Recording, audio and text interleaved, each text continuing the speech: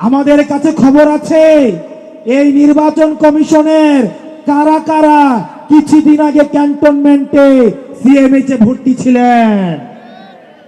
আমাদের কাছে কিন্তু খবর আছে এরশাদকে যেভাবে গলফ খেলতে নিয়ে যেত ঠিক একইভাবে এখন অনেককেই ধরে ধরে সিএমএইচে নিয়ে যাওয়া হয়। কোন জায়গা থেকে পরিচালিত হচ্ছে রাজনীতি যে কোথায় চলে, আপনারা আমাদের সাথে থাকবেন। আমরা প্রতিজ্ঞা করছি অতীতের যে রাজনীতিক যে ধারণা ছিল, যেই খেলা ছিল, সেই খেলার নিয়ম তো পাল্টাবই, খেলাকেও পাল্টে দিব।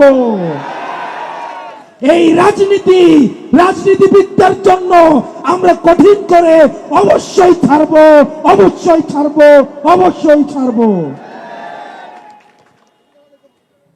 আমরা রাজনীতিবিদদেরকে জনগণের কাছে জবাবদিহি করতে আমরা বাধ্য করব।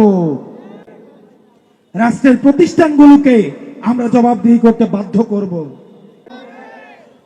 গলফ খেলিয়ে হসপিটালে ভর্তি করিয়ে যারা রাজনীতিতে যারা ইন্টারফেয়ার করার চেষ্টা করছেন, আপনারা ফাউল করছেন, খুব শীঘ্রই আপনারা রেড কার্ড দেখবেন।